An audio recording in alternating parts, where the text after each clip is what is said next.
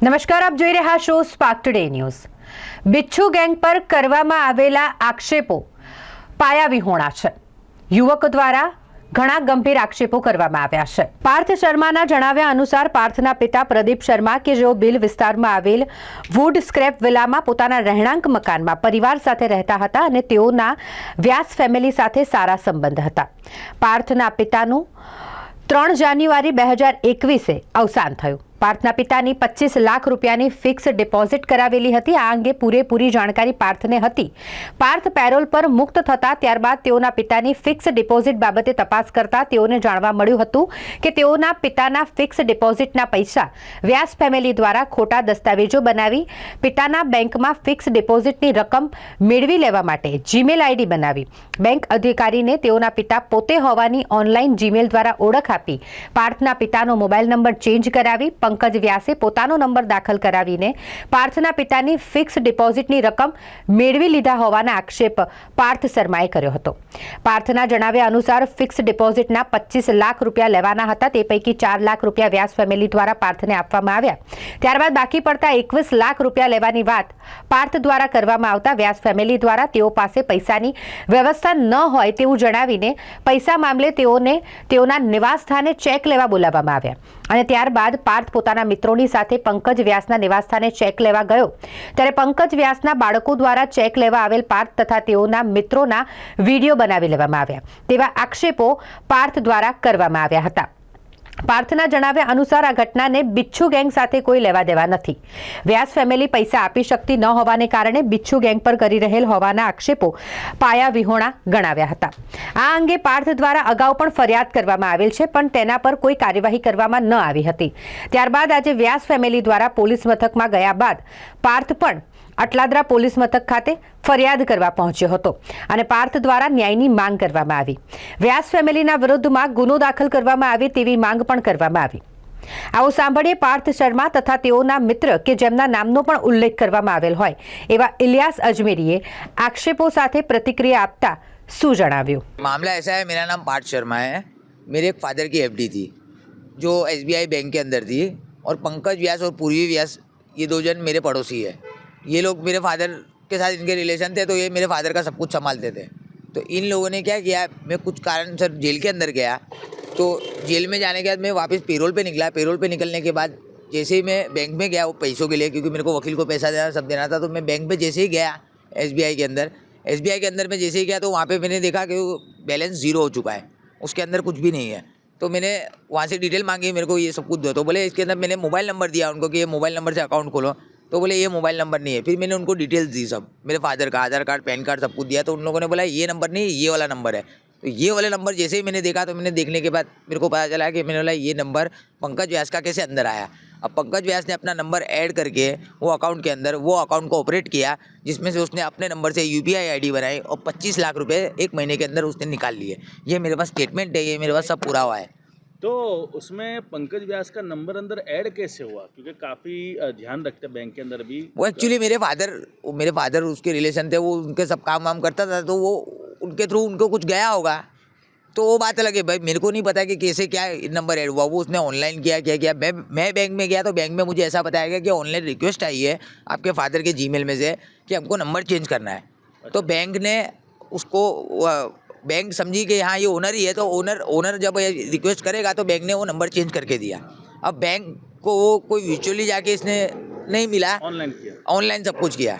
कोई बैंक में जाके इसने कुछ नहीं किया, ऑनलाइन किया। ऑनलाइन में उनको ऐसा लगा कि मेरे फादर का जीमेल है, तो बोले फादर ने रिक्वेस्ट डाली होगी नंबर की, तो ये नंबर चेंज हुआ। अब नंबर चेंज होने के बाद यूपीआई आईडी से इसने पूरा और यूपीआई आईडी बनाई और 25 लाख रुपए निकाल लिया।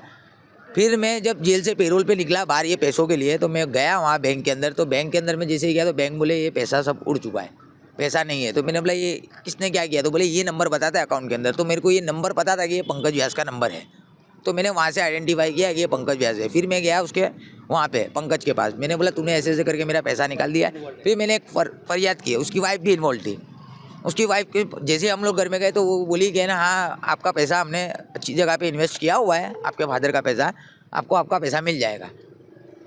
तो मैंने उसको बोला कि फिर तुमने मेरे को जान करे बिना तुमने ये सब क्यों किया। अब पैसा अगर सेफ है तो तुम मेरे को मेरा पैसा दे दो, अब मैं पेरोल पे आओ, मेरे को वकील को पैसा देना है, सब कुछ करना है। तो ये लोग ने मेरे को पैसा दिया नहीं। कितना लेने का पैसा? 25 लाख रुपए टोटल था। टोटल 25? हाँ 25 लाख था।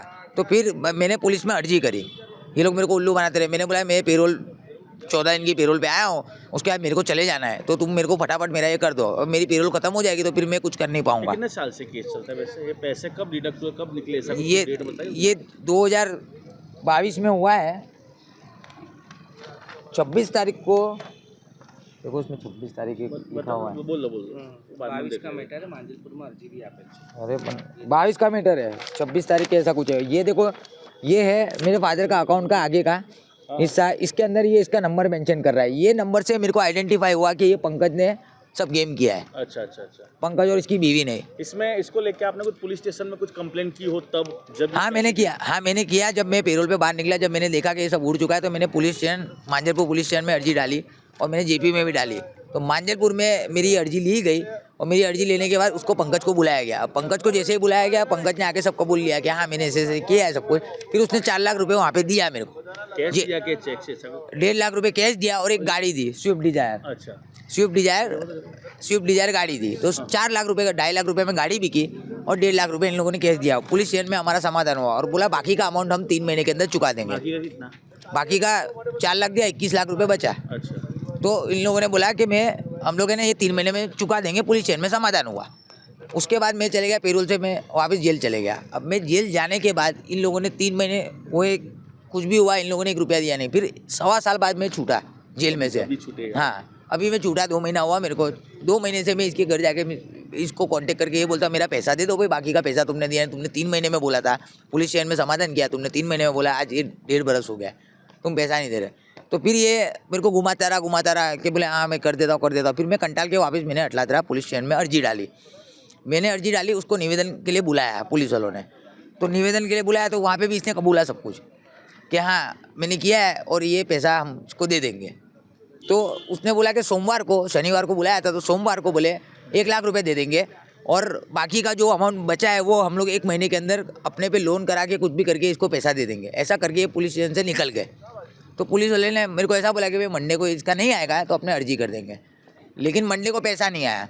मंगलवार को इन लोगों ने ऐसा वीडियो उतारा, सब कुछ किया। चेक लेने बुलाया था आपको ऐसा? हाँ चेक लेने तो पहले बुलाया ना अपने घर पे। हाँ। वो पहले बुलाया, उसके बाद मैंने अर्जी करी। हाँ। तो उसको अब वो अर्जी के लिए पुलिस वालों को भी तो मेरी अर्जी का वो करना चाहिए ना। मैंने बोला कि इसकी FIR कर दो, ये पैसा दे नहीं रहा है। तो उन लोगों ने बोला कि एक मौका दे दे इसको। तो ये सोमवार ये देखो बड़ौदा के बंटी बबली है, ये लोगों का काम ही करते हैं ऐसा। अच्छा। इनका पिछला भी सब निकलेगा। अब मेरी मांगे आक्षेप 21 लाख रुपए उसके पास से लेने के और मेरी सहायता करें। मीडिया में जो इंटरव्यू दिया वो गलत है। हाँ मीडिया में जो बिच्छू गैंग का कुछ मेंशन, बिच्छू गैंग का जो भी मेंशन किया है, बिच्छू गैंग का मेरा कोई भूतकाल में कोई केस नहीं है, कोई कुछ नहीं है, तो बिच्छू गैंग कहाँ से लगती है? ये आपका ये सब दोस्त है। हाँ ये तो दोस्त है मेरे। अब मैं चेक लेने गया था, तो मेरा दोस्त मेरे साथ आया, उसमें गैंग का कोई उल्लेख आने का कोई मतलब ही नहीं। और कोई भी गैंग बिच्छू गैंग के साथ मेरा कोई केस नहीं है आज तक। तो फिर वो बिच्छू गैंग लगने का मतलब ही क्या है? मांग क्या है? मेरी मांग ये है, मुझे मेरा 21 लाख रुपए मिल जाए। और ये जो बदनामी करी है इन लोगों ने, ये मियाँ बीवी ने मिलके, एक तो ये लोग फ्रॉड करते हैं, चोरी। कोर्ट में जाओ? हाँ कोर्ट में जाऊंगा मैं। बस मेरी मांग यही है जज साहब से, कोर्ट से यही मांगे मेरी कि बस ये लोग है, ये बंटी बबली है बड़ौदा के, ये लोगों का करते हैं। अभी ये लोग ने मेरा किया है, आज मेरी हालत ऐसी हो गई है कि मैं ही जानता हूँ। अब ये मैं कोर्ट के पास जाके मैं कोर्ट से रिक्वेस्ट करूंगा कि मेरा ये आप करवाइए। आपका नाम? मेरा નામ પાર્થ પ્રદીપ શર્મા છે। મારું નામ ઇલિયાસ ખાન અજમેરી છે। હવે કાલના વિડીયોમાં મને જોવામાં આવ્યું છે કે પંકજ વ્યાસની વાઈફ છે, જેના પંકજ વ્યાસથી મારા બહુ સારા સંબંધ હતા। જ્યારે આ પાર્થ શર્માની મેટર થઈ હતી એ ટાઈમે હું હાજર હતો, ને મને ખબર છે ત્યાં સુધી બધું જ મેં અરજીથી લઈને પોલીસ સ્ટેશનમાં બધી મેં વાત મેં જ કરેલી। એ લોકો આ પૈસા ન આપવાના બહાને બધી ગેંગોનું નામ નાખીને એમાં મારું બી નામ મેન્શન કરેલું છે। પંકજ વ્યાસ સાથે હું આઉટ ઓફ ઇન્ડિયા બી જઈને આવ્યો છું, મારે એની ઘર જેવું સંબંધ છે। એ મારી સાથે બહુ સાદા વાતો બી કરી છે, વોટ્સઅપ ચેટ પણ મારી પાસે છે। એ પોતે 25 લાખ રૂપિયા વિડ્રોલ કર્યા. પૂર્વી જે એમની વાઈફ છે એમને બી આ 25 લાખ રૂપિયા એમની સાથે મળીને 25 લાખ રૂપિયા વિડ્રોલ કર્યા છે. ને એ પોતે એમના ઘરે અમે લોકો ગયા ત્યારે એ લોકો એવું કીધું કે અમે લોકો પૈસા આપવા માટે તૈયાર છે, તમે આ મેટર પોલીસ સ્ટેશનમાં ના લઈ જાઓ. એ લોકોએ 3-4 દિવસનું ટાઈમ લીધું. પછી ગેરમાર્ગે એ લોકો પોતે દોરાયા, પોતે બીજી ત્રીજી જગ્યા જઈને મીડિયામાં ના આવી તે જઈને વાતો કરી. પછી પોલીસ સ્ટેશન ગયા. પછી આ મેટર 1 વર્ષ 1.5 વર્ષ થતા પછી આ મેટર પાછી આવી. પાછી અમે લોકો એમને કીધું કે ભાઈ જે પહેલાંના પૈસા હતા, અરજી કરેલી હતી, સમાધાન થઈ ગયેલું છે, તો તમે પૈસા કેમ નહીં આપતા? બરાબર છે. તો 21 લાખ. તો પંકજભાઈ કે ભાઈ મારી પાસે હમણાં પેમેન્ટ નથી, હું ધીરે ધીરે પૈસા આપવા માટે તૈયાર છું. અમે એક કામ કરો સર, પાર્થ શર્મા તો મારો પડોશી છે, હું તો અહીં ભાડેથી રહું છું, તમે મારા પાર્થ શર્મા લઈને આવી જાઓ, હું ઘરે આપીને તમારી પાસે ચેક આપી દઉં છું. હવે એ લોકો એના છોકરાએ વિડીયો ઉતાર્યું. બિચ્છુ ગેંગ, કોઈ ગેંગથી અમારો કોઈ સંબંધ નથી, કોઈ ગેંગ નથી, બધા મિત્ર છે. ને આ જે અમારા ઉપર આક્ષેપો કર્યા છે કે બલાત્કાર, અમારી બી ફેમિલી છે, અમારા બી નાના છોકરાઓ છોકરીઓ છે, અમે કાનૂનના દાયરામાં રહીને કામ કરવા માંગીએ છીએ, અમારે કોઈ આવી જરૂર નથી. આ જે બેન બોલી રહ્યા છે પૂર્વી બેન, એ પોતે બંટી બબલી છે, બરોડાના બંટી બબલી છે. બરોડાની અંદર પંકજ વ્યાસની અંદર કારેલી બાગમાં આ લોકો ઉપર આક્ષેપો ઉઠ્યા છે, છેડતીના આ લોકો કેસ બન્યા છે, લોકોના ચેકો બાઉન્સ કરાવડાયા છે, લોકો કઈ કઈ જગ્યાથી આ લોકોએ કરોડો રૂપિયાનું કૌભાંડ કરીને હવે ત્યાં ભાઈલી બિલમાં અંતાડ્યા છે. એ બધી અમારી પાસે ડિટેલ છે. આ પંકજ, આ પાર્થ શર્માની અરજી અમે પોતે આપેલી હતી માંજરપુરમાં, એ અમારી પાસે રિસીવ કરેલી કોપીઓ પણ છે, બેંક સ્ટેટમેન્ટની કોપીઓ છે. આ લોકો ફ્રોડ જાહેર કર્યું છે. હવે પૈસા ના આપવાના બહાને, પૈસા એમ લોકોને આપવા નથી, એટલે હવે એ લોકો હવે બીજી ગેરમાર્ગે દોરાઈને બધા વકીલોને જે બી છે એમનું વોટ એમની જે બી હોય, પણ એ બધા ગેરમાર્ગે દોર્યાને ગેંગનું નામ લઈને એ લોકોએ પૈસા આપવા નહીં. બસ એટલા માટે આ બધું ઇન્ટરવ્યૂ કરીને આ લોકો ગેરમાર્ગે દોરી રહ્યા છે પોલીસને, ને હવે આ રીતે આ બધું ષડયંત્ર રચી રહ્યા છે. બાકી મેન બંટી બબલી છે આ બરોડાના, બરાબર છે. મારું નામ ઇલિયાસ છે. આ લોકો તન્નુભાઈનું નામ લીધું, સમીર પઠાણ, કોઈ ગેરમાર્ગે. ને અમે લોકો, મારી પાસે દુનિયાભરની વોટ્સઅપ ચેટ છે, એની સાથે મારી વાતચીત વર્ષોથી થઈ રહી છે, 2 વર્ષથી. મેં આ લોકોને સમજાવતો હતો કે આવું ના કરો, તમે પૈસા આપી દો પ્યારથી, પ્રેમથી. આ લોકો કીધું, એક્સેપ્ટ બી કર્યું છે.